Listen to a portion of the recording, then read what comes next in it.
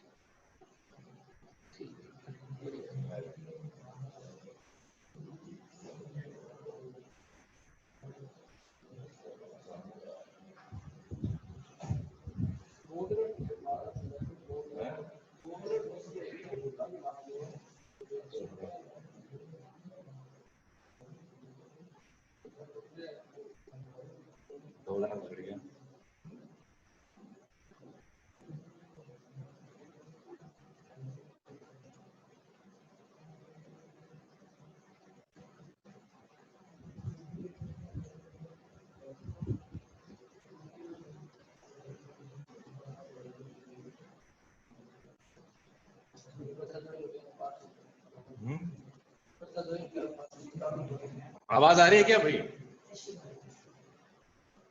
एक बार हाथ खड़ा करके देंगे। आवाज अगर सही आ रही तो हाथ खड़े देंगे। ठीक है। कल से पिछली क्लास में जो हमने देखा था कि अध्यक्ष जो है उनकी शक्तियां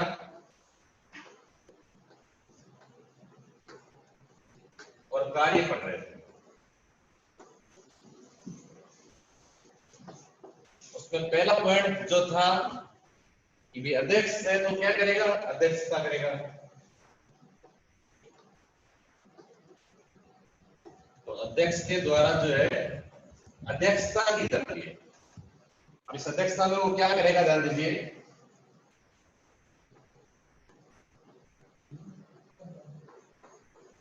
अनुशासन बनाना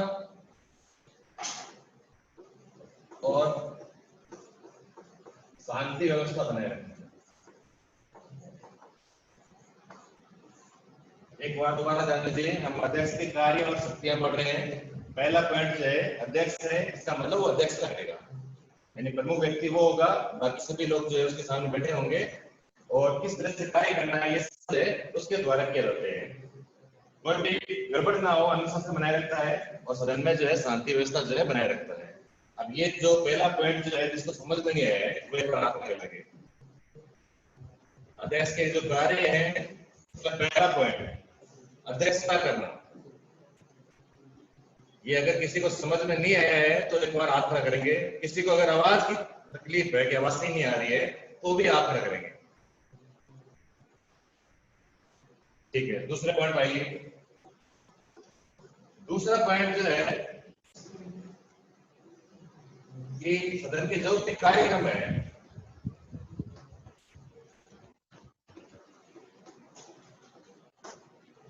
वो अध्यक्ष के द्वारा ही निश्चित किए जाते हैं। कार्यक्रम का मतलब होता है कि किस तरह में जो है सारी चीजें जो रखी जाएगी, कब प्रश्न पूछे जाएंगे, कब क्या किया जाएगा। तो ये कार्यक्रम जो है इसको भी निश्चित कौन करता है? अध्यक्ष करता है। तो कार्यक्रम को निश्चित करने का अध्यक्ष करता है। इसके अलावा ये क्या काम करना चाहिए? सदन के नेता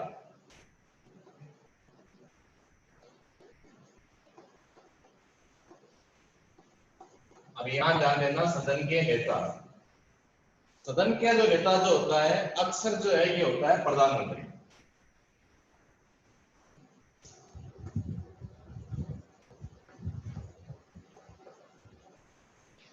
कब? जब प्रधानमंत्री अगर लोकसभा का सदस्य हो तो, नहीं तो मान लीजिए अगर प्रधानमंत्री राज्यसभा से बनकर आया है तो वो किसी दूसरे व्यक्ति को जो है नियुक्त कर सकता है। जैसे अभी जैसे नरेंद्र मोदी है वो जो है सदन के नेता है, ठीक है। लेकिन जैसे इससे पहले मनमोहन सिंह थे, वो लोकसभा से नहीं आए थे, राज्यसभा से आए थे, इसलिए वो जो थे सदन के नेता नहीं थे। तो लोकसभा का नेता जो होता है वो अक्सर जो है कौन होता है? प्रधानमंत्री होता है। दोबारा ध्यान दीजिए। दूसरा कार्य क्या है अध्यक्ष का? कार्यक्रम निश्चित करना। और दूसरी, अगर सदन का नेता जो होता है इसके परामर्श से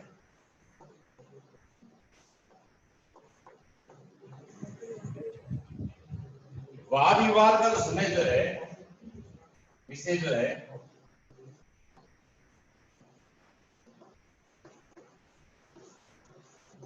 वाद विवाद के जो विषय जो है उनको निश्चित करता है सदन के नेता के परामर्श से। दोबारा ध्यान दीजिए, कार्यक्रम जो है इसके द्वारा निश्चित किया जाता है कि सदन में जो है किस प्रकार से क्या क्या प्रश्न पूछे जाएंगे, कब क्या क्या होगा, जितने घंटे तक ये चलती है उसका क्रम ये निश्चित करता है। उसके बाद ये सदन के नेता से परामर्श करके जो है वाद विवाद का जो पसंद करेंगे दूसरी पार्टी के भी लोग होते हैं, तो वो समय भी निश्चित जो है किस क्रम में वो करेंगे, तो ये प्रधानमंत्री के परामर्श से करेंगे। जरूरी नहीं हर बार प्रधानमंत्री हो, सदन के नेता के परामर्श से। ज्यादातर सदन का नेता ही जो होता है वो प्रधानमंत्री ही होता है। अब ये दूसरा पॉइंट जिनके समझ में नहीं है वो एक बार आप करेंगे। दूसरा पॉइंट जो भी पढ़े हैं वो अगर किसी को समझ में नहीं आया थोड़ा भी तो आप लगा सकते हैं, दोबारा बता देंगे। कोई आवाज में अगर दिक्कत आ रही है तो पूछ सकते हैं। क्लास होने के बाद नहीं कहना कि आवाज नहीं आ रही थी, वो समझ में नहीं आया था, दोबारा बताइए, समय ज्यादा लगता है। अभी आप पूछ सकते हैं, सही है। तीसरे पॉइंट पर आते हैं।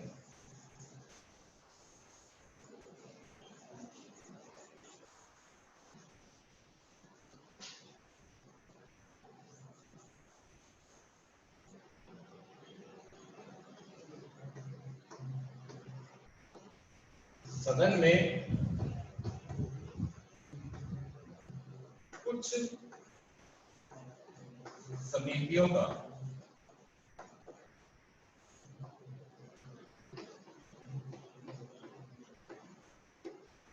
पदेन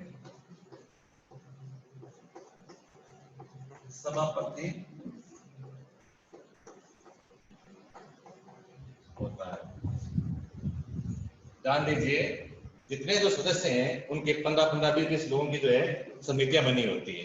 उन समितियों के अंदर जो है प्रमुख जो होता है कुछ समितियों का कौन होता है, अध्यक्ष होता है। इनके अलावा भी कुछ समितियों का तो ये सभापति हो गया, इनके अलावा इन्हें चुनी हुई जो समितियां होती है जिन्हें कहते हैं प्रवर समितियां। ठीक है, चुनी हुई उन्हें कहते हैं प्रवर समितियां।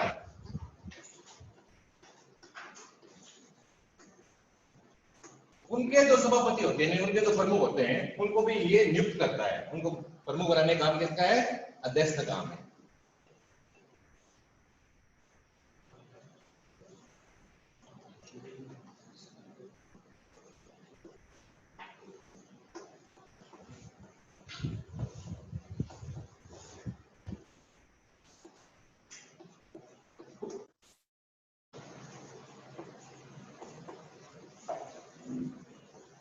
और ये जो प्रवर समितियों के जो सभापति जो है ये जो है अध्यक्ष के निर्देशन में ही कार्य करते हैं। दोबारा एक बार ध्यान दीजिए, कुछ समितियां होती है, उन समितियों का जो सभापति होता है, उनका जो प्रमुख जो होता है वो कौन होता है, अध्यक्ष होता है। पहली बात ये तो हो गया कुछ समितियों का। इनके अलावा जो और समितियां होती है उन्हें कहते हैं प्रवर समितियां, यानी सिलेक्टेड समितियां जो होती है, कमेटी जो होती है वो, उनका भी जो सभापति, उनके जो सभापति होते हैं उनको नियुक्त कौन करता है, अध्यक्ष नियुक्त करता है। और ये इन्हीं के निर्देशन है, ये जैसा कहता है उसी प्रकार से ये जो है कार्य करते हैं, उन्हीं के निर्देशन में ये कार्य करते हैं। दोबारा ध्यान दीजिए, कुछ समितियों का क्या है, सभापति कौन है, अध्यक्ष है। कुछ इसके अलावा जो प्रवर समितियां हैं उनके जो सभापति होते हैं उनको नियुक्त कौन करता है, अध्यक्ष करता है। और ये अध्यक्ष करता है, इसलिए जो भी कार्य करेंगे उसके निर्देशन में करेंगे, यानी वो जैसा कहेगा वैसा कार्य वो करेंगे। ये तीसरा पॉइंट जो है, ये जिसको समझ में नहीं आया वो एक बार आकर करेंगे। कोई आवाज की समस्या है या समझ में नहीं आया है, मिताली, अभिनव,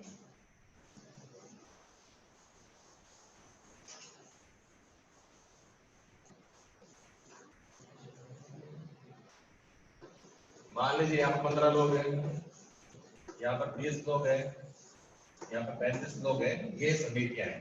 एक बार क्लियर बता रहा हूँ, ठीक है, ये बात समझ आ रही है। तो कुछ समितियां जैसे मान लीजिए कि 2 समितियां मान लो, इनका प्रमुख कौन है, अध्यक्ष है, यानी कि यही इनका सभापति है, ये इनके अंडर में काम करेंगे। इनके अलावा मान लीजिए जो दूसरी है, मान लीजिए तीसरी, चौथी, पांचवी जो भी है, इनका जो प्रमुख व्यक्ति जो है वो अध्यक्ष नहीं है, लेकिन जो सभापति जो बनते हैं उन समितियों के, उन सभापति को सभापति बनाने का काम जो है ये अध्यक्ष करता है। ठीक है, तो इस प्रकार ये जो लोग हैं सभापति जो बनते हैं दूसरी समितियों के, ये इन्हीं के निर्देशन में, अध्यक्ष के निर्देशन में कार्य करते हैं। तो अध्यक्ष जो होता है कुछ समितियों का, तो क्या होता है, प्रधान सभापति होता है, प्रमुख होता है उनका। कुछ समितियां जो होती है उनका वो प्रमुख तो नहीं होता है, लेकिन जिन लोगों को प्रमुख बनाया जाता है उनको प्रमुख बनाने का कार्य किसका है, उस अध्यक्ष का है, और वो उसी के निर्देशन में कार्य करती है। अब जिनके समझ में नहीं आया है वो एक बार हाथ में करेंगे।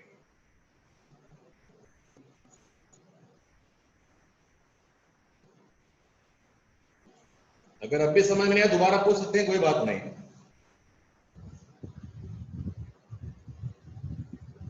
ठीक है,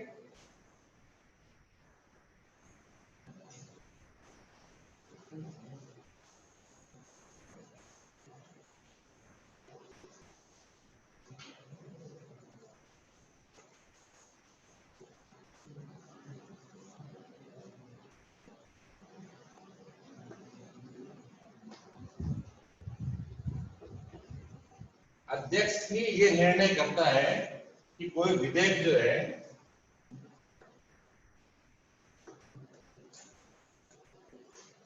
ये धन विधेयक है या नहीं है। अध्यक्ष विधेयक जो है ये धन विधेयक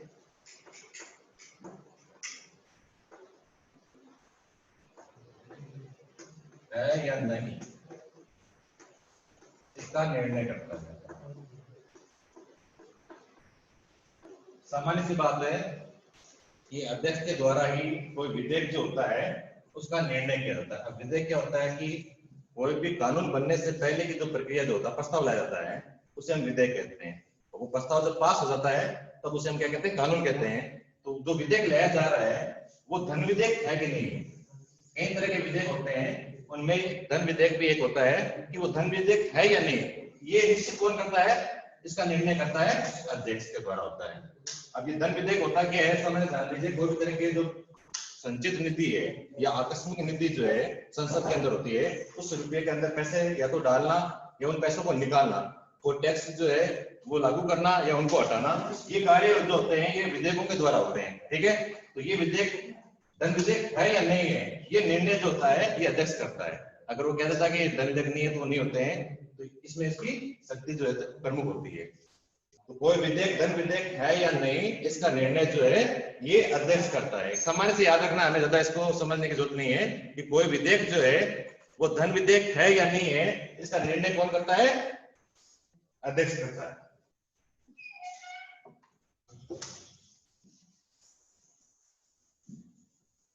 लास्ट पॉइंट जो है, संसद व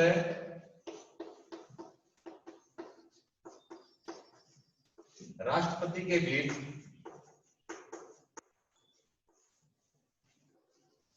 पत्र व्यवहार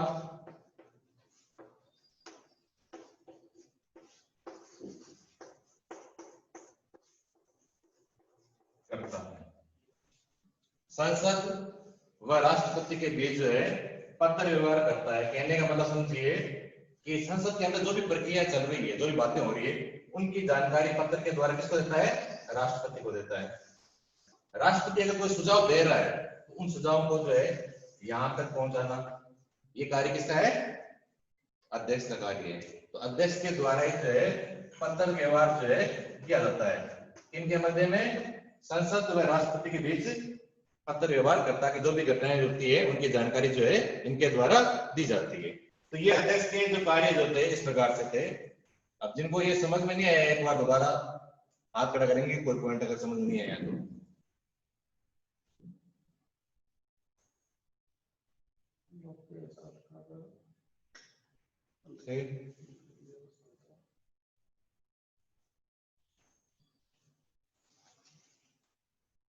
तो लोकसभा जो था ये हमारा पूरा हो चुका है।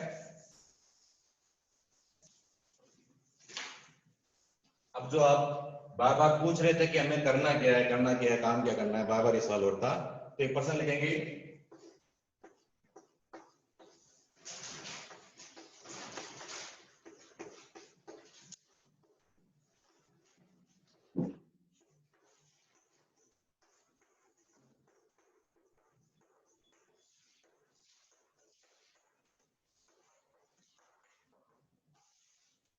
लोकसभा के संगठन को समझाइए। अब ये ध्यान देना, पिछले साल हम कैसे कर रहे थे, कुछ निबंधात्मक प्रश्न भी नहीं कर रहे थे, कुछ ऐसे भी कर रहे थे। अब जैसे पार्ट है उसके अकॉर्डिंग हमें काम करना पड़ेगा। तो ये पार्ट जो छठा पार्ट है, ये पार्ट जो हमारे 7 नंबर का है, ठीक है। इसका मतलब क्या हुआ कि बड़ा प्रश्न आएगा 7 नंबर का, तो जितने भी बड़े प्रश्न जो है वो इस पार्ट से हमें करने हैं।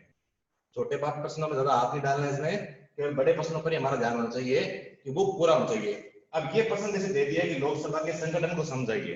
अब इसके अंदर देखो हमारे जो है इसमें 6 पॉइंट थे, ठीक है। पहला पॉइंट था हमारा सदस्य संख्या, तो उसके बारे में हमें लिखना पड़ेगा जो जो उनकी संख्या जो थी उनके बारे में। पहले 500 थी, अधिकतम 552 हो सकती है, वर्तमान में 545 है, और 2 आंग्ल भारतीयों को जो है चुना जाता है राष्ट्रपति के द्वारा, मनोनीत किया जाता है। उसके बाद थी निर्वाचन।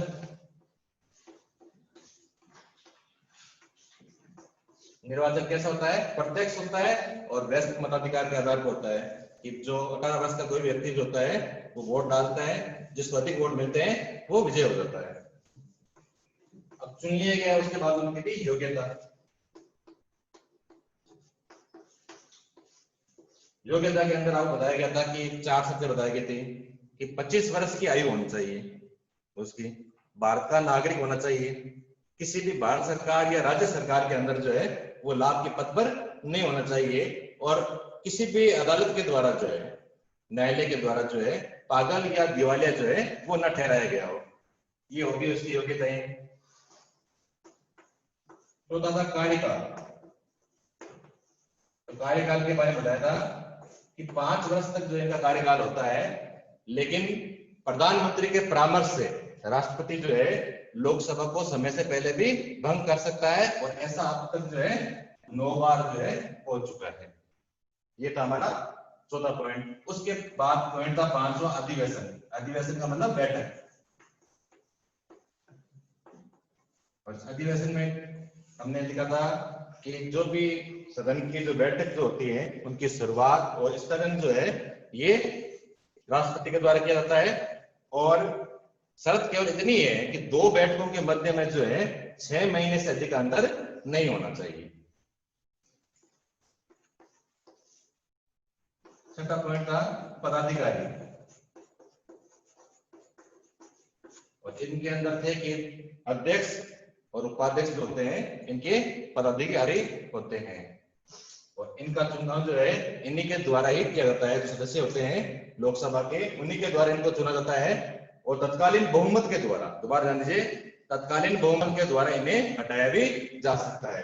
तो ये 6 पॉइंट जो है एकदम विस्तृत के अंदर जैसे किताबें दी हैं वैसे वैसे लिखना है, और ये अपना प्रश्न हो गया है, और ये काम आज कॉपी के अंदर हो जाना चाहिए। भाई बार बार कहना नहीं पड़ेगा, ये समझ में नहीं आया, एकदम किताब में एकदम दिया हुआ है हमारे, वैसे ही करना है, और 2 बार इसको समझा दिया गया है।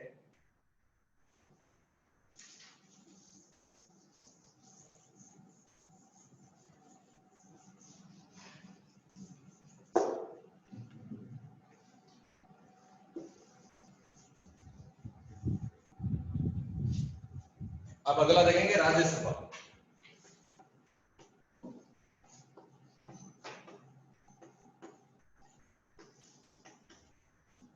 जैसे उसका नाम था प्रथम सदन, ये कौन सा हो गया, द्वितीय सदन।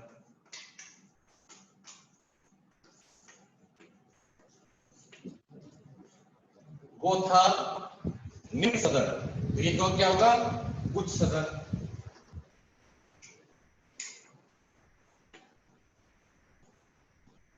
तो पहली बात तो हमें राज्यसभा में ये देखना है कि और किस नाम से जो है इनको जाना जाता है। द्वितीय सदन के नाम से, उच्च सदन के नाम से जो है राज्यसभा को जाना जाता है। बात समझ में आ गई। द्वितीय सदन और उच्च सदन के नाम से जो है राज्यसभा को जाना जाता है। अब ध्यान दीजिए, अगर शक्तियों के अंदर देखा जाए तो लोकसभा की तुलना में राज्यसभा को जो है कम शक्तियां प्राप्त है, फिर भी इसका महत्व जो है अपने अंदर है। हालांकि लोकसभा की तुलना में ये शक्तिशाली नहीं है, लेकिन फिर भी कुछ मामलों के अंदर जो है इनको शक्तियां प्राप्त है। अब इनके जो है संगठन के बारे में देखेंगे, जैसे हमने पहले लोकसभा के अंदर देखा था, उसी प्रकार से राज्यसभा का संगठन देखेंगे। जैसे जैसे अपनी किताब में दिए गए बिल्कुल वैसे ही पढ़ना है, ये इस पॉइंट में उसमें था इसमें नहीं था, हमें उलझना नहीं है। जैसा किताब में दिए गए वैसे के वैसे हमें याद करना है, क्योंकि जो किताब में दिए गए वो कभी भी गलत नहीं होता है, उसमें नंबर नहीं करते हैं, ये बात ध्यान रखना। अब संगठन के अंदर ध्यान दीजिए, इसमें दोनों पॉइंट साथ नहीं है, सदस्य संख्या और निर्वाचन।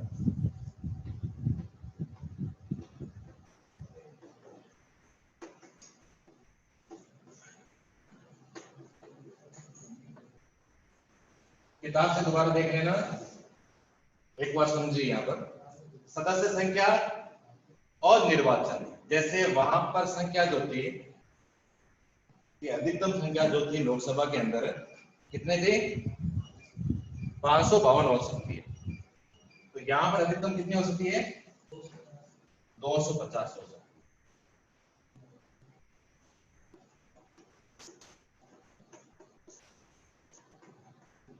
इतनी संख्या जो है 250, ये हो सकती है कहां पर, राज्यसभा के सदस्यों की। वहां पर था कि वर्तमान में जो है 545 है, यहां पर वर्तमान में कितनी है, 245, ये संख्या है वर्तमान के अंदर, कि वर्तमान में राज्यसभा की अंदर संख्या कितनी है, 245 है। अब यहाँ थोड़ा सा ध्यान दीजिए, ये तो बात होगी सामान्य की कितनी संख्या होती है, इस संख्या के बारे में हमें जानकारी मिल गई है, ठीक है। इस संख्या जो है कितनी होनी चाहिए। अब आ रहा है निर्वाचन। वहां हमने देखा था कि प्रत्यक्ष निर्वाचन प्रणाली थी, कि जो व्यक्ति जो होता है जिसकी आयु 18 वर्ष की है, वो वोट देने के लिए जाता है और वोट डालता है, अग्रता ही विजेता है, जिसको सबसे अधिक वोट मिलते हैं वो व्यक्ति जीत जाता है। यहाँ पर जो वोट डालने का काम जो है, ये कार्य जो है किनके द्वारा किया जाता है, विधानसभा के सदस्य करते हैं, जनता ने करती है। जनता ने जिन लोगों को चुना है वो लोग जो है इसके अंदर वोट डालते हैं। अब यहाँ ध्यान देना, निर्वाचन, और ये निर्वाचन की जो प्रणाली जो है ये प्रत्यक्ष नहीं है, इसका नाम है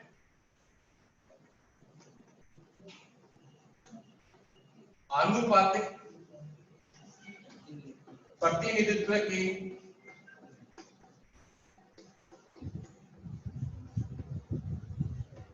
एकल संक्रमणीय पद्धति। बार बार दोहराएंगे तो याद रहेगा, आनुपातिक प्रतिनिधित्व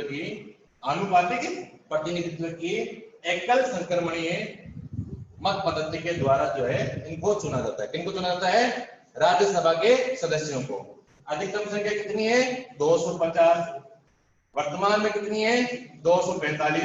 तो ये बात हमारे समझ में आ गई कि इस प्रकार से जो है इनकी सदस्य संख्या है, और इस प्रकार से जो इनका जो है निर्वाचन जो है वो किया जाता है। अब यहाँ थोड़ा ध्यान दीजिए, 233 सदस्य। अब ध्यान देना, इन्हें दोनों तरह के जो विधानसभा के सदस्य जो है वो चुनते हैं। एक तो हो गया सभी राज्यों की विधानसभा,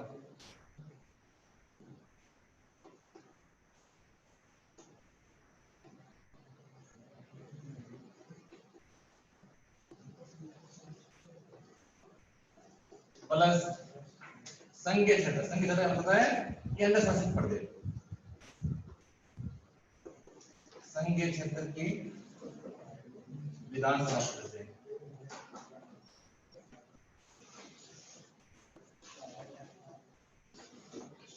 ये जो है मत डालते हैं। अब यहाँ थोड़ा सा ध्यान देना, सभी राज्यों की विधानसभा, ठीक है, और संघीय क्षेत्र की विधानसभा। जो संघीय क्षेत्र का मतलब हो गया जो केंद्र शासित प्रदेश जो है उनकी। अब सभी केंद्र शासित प्रदेश जो है वहां पर विधानसभाएं नहीं है, केवल दो ही क्षेत्र है जहां पर विधानसभाएं हैं। एक तो है दिल्ली और एक है पुदुचेरी।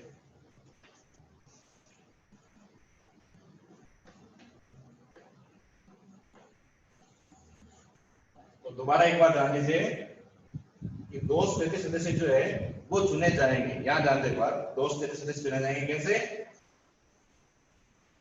विधानसभा के सदस्यों के द्वारा। कहां की? राज्यों की विधानसभा और संघ के क्षेत्र की विधानसभा। अब ये चीज जो मैं बता रहा हूं ये अपनी किताब में नहीं है, केवल समझने के लिए जा रहा है। अब इनमें से जो राज्यों की विधानसभा जो है उनमें से है 229, ठीक है, जो राज्यों की विधानसभा है ये वाले। और संघ के क्षेत्र में कौन कौन से थे? दिल्ली और पुदुचेरी। मैं डी और पी लिख रहा हूं, समझ में आ जाएगा बात? तो दिल्ली से तो आते हैं 3 सदस्य, पुदुचेरी से आता है 1 सदस्य। इनको आप जोड़िए, इतने आएंगे सर, ठीक है। तो इस प्रकार से जो है ये होता है। इनको आपको लिखना नहीं है, ये तो एक्स्ट्रा बता रहा हूं आपको इतना ध्यान देना है कि 233 सदस्य जो है वो सभी राज्यों की विधानसभा सदस्यों से और संघ के क्षेत्र की विधानसभा सदस्यों के द्वारा चुने जाते हैं। एक बार दोबारा ये पॉइंट समझा रहा हूं, पहला पॉइंट, फिर दोबारा पूछूंगा आपसे कि क्या समझ में आया क्या नहीं आया। हमारी पहली हेडिंग देखिए, सदस्य संख्या और निर्वाचन, ठीक है। तो इसका मतलब क्या है? इसमें 2 चीजें हमें बतानी है, समझ में आ रही है ना? पहली चीज बतानी है कि संख्या कितनी है, और दूसरी बतानी है कि इनका निर्वाचन कैसे होता है, चुनाव कैसे होता है। अब संख्या के अंदर हमने बता दिया कि अधिकतम संख्या कितनी हो सकती है? 250 हो सकती है। वर्तमान में कितनी है? 245 है। फिर हमारा आगे निर्वाचन। तो निर्वाचन की एक पद्धति है जिसका नाम है आनुपातिक प्रतिनिधित्व की एकल संक्रमणीय पद्धति। इसमें क्या होता है कि वरीयता होती है कि एक जो व्यक्ति जो होता है वो उतने वोट देता है जितने कैंडिडेट खड़े होते हैं। उसमें वो लिखता है कि मेरी पहली पसंद है, दूसरी पसंद है, तीसरी पसंद है। फिर मान लीजिए जिस व्यक्ति को उसने वोट दिए हैं वो अगर कंपटीशन में नहीं है तो उसके वोट जो उसकी दूसरी चॉइस जो थी ना उसके अनुसार उस व्यक्ति को मिल जाते हैं। तो ये जो पद्धति जो होती है ये हमारे आएगा नहीं, केवल समझाने के लिए बता रहा हूँ। इस प्रकार की जो ट्रांसफर हो जाते हैं वोटों की, वो जो पद्धति जो है उसे कहते हैं आनुपातिक प्रतिनिधित्व की पद्धति। इसमें जनता वोट नहीं देती है। वोट कौन देते हैं? जनता के द्वारा जो विधायक जो चुने जाते हैं वो देते हैं। तो विधायक 2 तरह के होते हैं, एक होते हैं राज्यों के और एक होते हैं संघ के क्षेत्र। संघ के क्षेत्र मतलब केंद्र शासित प्रदेशों के।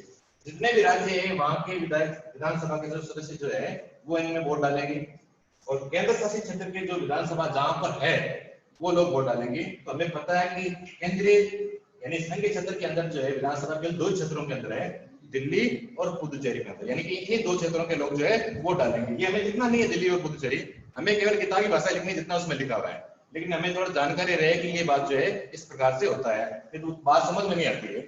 यहाँ ध्यान दीजिए, अनुपातिक प्रतिनिधित्व प्रणाली से ये चुने जाते हैं राज्यों की विधानसभा के सदस्य, और संघ के क्षेत्रों की विधानसभा के सदस्य जो है वो इसके अंदर वोट डालते हैं और फिर जो है ये सदस्य चुने जाते हैं। तो ये हमारा पहला पॉइंट पूरा हो गया है।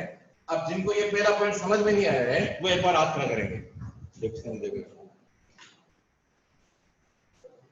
पहला पॉइंट जिनको ये समझ में नहीं आया है या किसी को आवाज की दिक्कत है,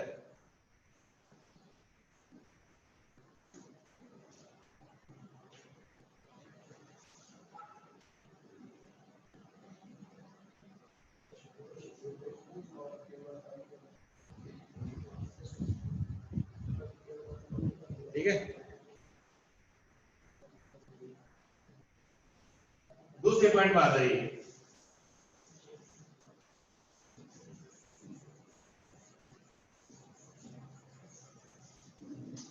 हमने लोकसभा के अंदर भी देखा था कि निर्वाचन के बाद में जस्ट अगला पॉइंट जो था वो था हमारी योग्यता, ठीक है। तो राज्यसभा के अंदर भी क्या होगा? योग्यता होगा।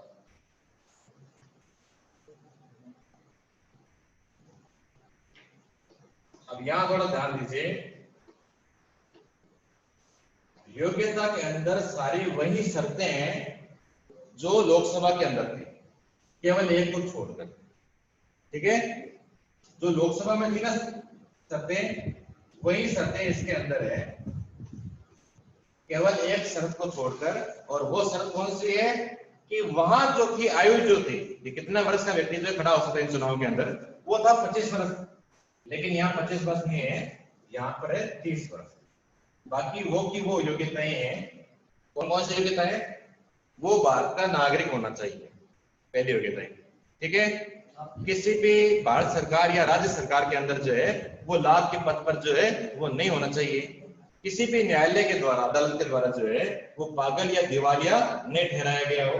और चौथी शर्त आयु कितनी हो चाहिए, तो आयु यहाँ पर जो है 30 वर्ष है, 25 वर्ष नहीं, ये ध्यान रखना। योग्यता के अंदर दोबारा ध्यान दीजिए, लोकसभा के सदस्यों की जो योग्यता जो थी वही योग्यता यहाँ पर है। अंतर केवल इतना ही है कि वहां आयु जो थी 25 वर्ष थी और यहाँ पर हमने आयु जो है वो 30 वर्ष कर दी है। अब ये पॉइंट जिनको समझ में नहीं आया है योग्यता वाला, वो एक बार हाथ खड़ा कर दीजिए। या किन्हीं को आवाज की समस्या आ रही है, ऐसा लग रहा है कि आवाज सही नहीं आ रही है, सही है?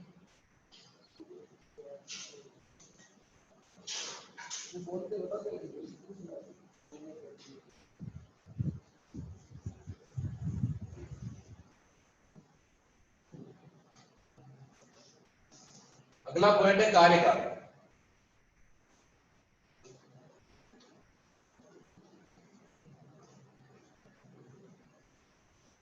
अब यहां थोड़ा ध्यान देना, कार्यकाल के अंदर जो है वहां पर था 5 वर्ष, ठीक है। यहां पर कार्यकाल जो है वो है 6 वर्ष, 5 वर्ष जो है वो नहीं होगा, ठीक है।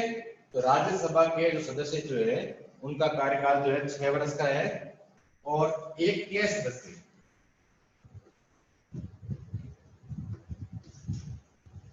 प्रत्येक 2 वर्ष के बाद में हटते रहते हैं।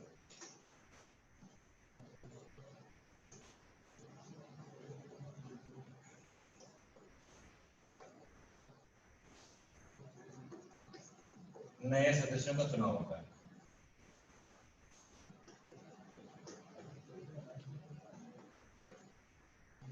अब यहां थोड़ा ध्यान दीजिए कि कार्यकाल जो है वह है 6 वर्ष का, ठीक है। और प्रत्येक 2 वर्ष के बाद में जो है एक के सदस्य हट जाएंगे और बाकी सदस्य रहेंगे। इसका मतलब क्या हुआ, ये क्या है, स्थायी सदन है, ये पूर्ण रूप से कभी भंग नहीं होता है। जैसे लोकसभा के चुनाव होंगे तो एक बार सारे जो भी विधायक वगैरह है, जो भी मंत्री वगैरह, वो सारे एक बार अपने पदों से हट जाएंगे, नए सिरे से चुनाव होंगे, फिर वो जीतते हैं। इसके अंदर क्या होगा, चुनाव तो फिर किसका हो रहा है, एक के सदस्य का हो रहा है। इसका मतलब सदन जो है वो चल रहा है, ठीक है, बाकी सदस्य जो है वो तो है ही है उसके अंदर। तो ये इसके अंदर जो है मुख्य रूप से फायदा रहता है। अब इसको एक बार दोबारा ध्यान दीजिए, थोड़ा समझाने के लिए बता रहा हूं। जैसे मान लीजिए 2020 है, ठीक है। अभी मान लो जो 20 सदस्य जो है किसी पार्टी के अंदर हो, मान लो, ठीक है। 22 के अंदर जो है 20 सदस्य हो गए, 24 के अंदर जो है इस प्रकार से आगे लिखते रहेंगे। तो ऐसा क्रम होगा कि भी एक निश्चित समय के बाद में ये संख्या निर्धारित कर दी जाती है कितने लगेंगे, और फिर जो एक के सदस्य जो है वो इनमें से हटते जाएंगे ताकि वो सदस्य संख्या जो है वो बराबर होती जाए। इस प्रकार से इनकी संख्या जो है बराबर की जाती है।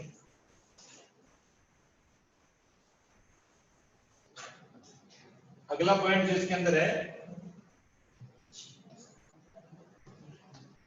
पदाधिकारी।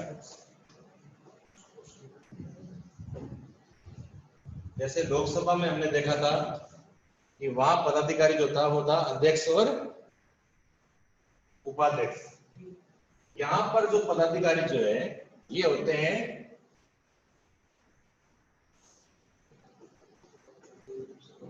सभापति और उपसभापति।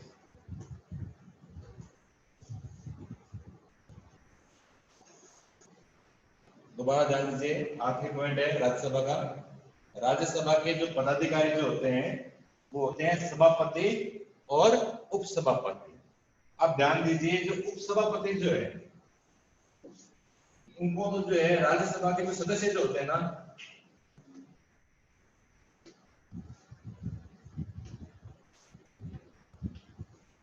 इन्हीं के द्वारा ये चुना जाता है अपने में से एक व्यक्ति को उपसभापति। जो राज्यसभा के सदस्य जो है वही अपने में से एक व्यक्ति को जो है उपसभापति चुनते हैं, लेकिन जो सभापति जो होता है उसका चुनाव राज्यसभा के सदस्य नहीं करते हैं। भारत का जो उपराष्ट्रपति जो होता है वो सीधे ही जो है राज्यसभा का जो है सभापति बन जाता है। तो यहाँ ध्यान दीजिए, सभापति जो है वो हमेशा जो है उपराष्ट्रपति होता है। एक बार दोबारा ध्यान दीजिए, हम पदाधिकारी के बारे में पढ़ रहे हैं, इनके प्रमुख पदाधिकारी कौन कौन होते हैं, तो सभापति और उपसभापति होते हैं।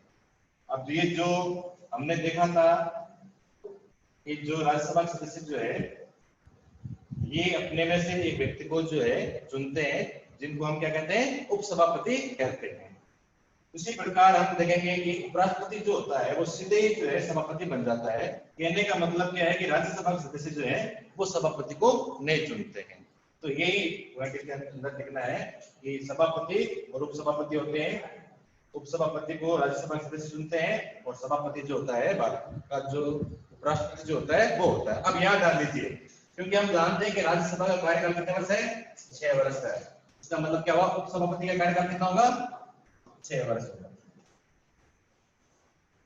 ठीक है, लेकिन उपराष्ट्रपति जो होता है उसका कार्यकाल कितना होता है, 5 साल का होता है। इसलिए सभापति जो है इसका कार्यकाल कितना होगा, 5 वर्ष का होगा। अब राज्यसभा की जो सदस्य संख्या थी वहां पर एक पॉइंट थोड़ा सा छूट गया था, वो थोड़ा सा ध्यान दीजिए। हमने पढ़ा था कि वर्तमान में संख्या जो है 245 है, ठीक है, और 233 जो है इनमें से जो है राज्यों और केंद्रीय क्षेत्र से जो चुने जाते हैं, यानी केंद्र शासित प्रदेश से चुने जाते हैं। तो बच्चे कितने, 12। ये 12 सदस्य जो है इनको मनोनीत करने का काम किसका है, राष्ट्रपति का है। इनको मनोनीत कौन करता है, राष्ट्रपति करता है। ये पहले छूट गया था पॉइंट। और ये जो सदस्य जो है 12 सदस्य जो मनोनीत होते हैं ये 4 क्षेत्रों से आते हैं। पहला है कला,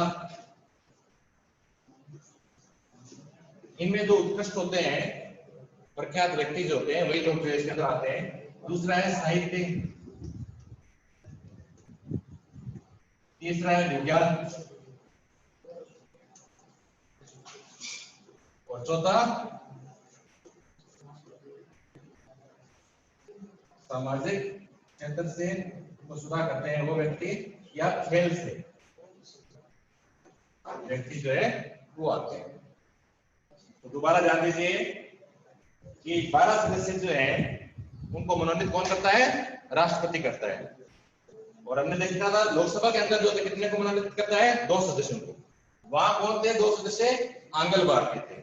और यहाँ पर कौन है, जो इन क्षेत्रों में प्रसिद्ध है, कला के क्षेत्र में, साहित्य के क्षेत्र में, विज्ञान के क्षेत्र में, सामाजिक सुधार या खेल के क्षेत्र में जो लोग व्यक्ति प्रसिद्ध है, उन लोगों को जो है 12 व्यक्तियों को जो है राष्ट्रपति के द्वारा मनोनीत, यानी इनका चुनाव नहीं होगा, राष्ट्रपति अपनी पसंद से जो इनको इनका सदस्य बना सकता है। अब जिनको ये समझ में नहीं आया है वो एक बार आप करेंगे, 2 मिनट का समय।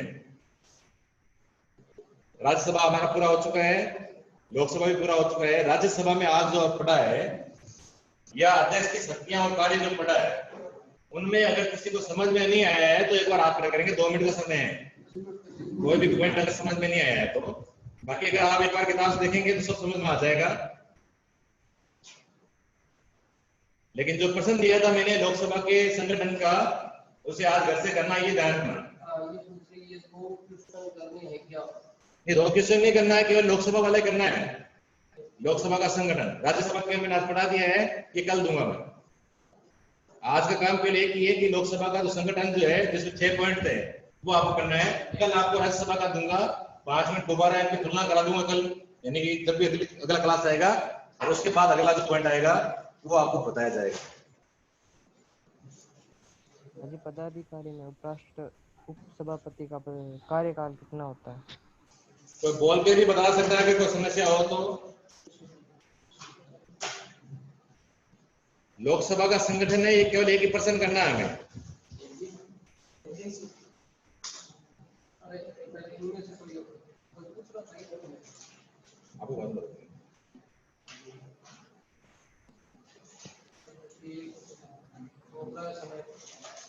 हो गया, देख लीजिए, जिनको कोई समस्या हो तो पूछ सकते हैं। लेकिन आज हमारे लोकसभा का संगठन ये सभी को प्रश्न करना है, ऐसा नहीं कि हमने किया नहीं था, हमें पता नहीं था। किताब सभी के पास में है,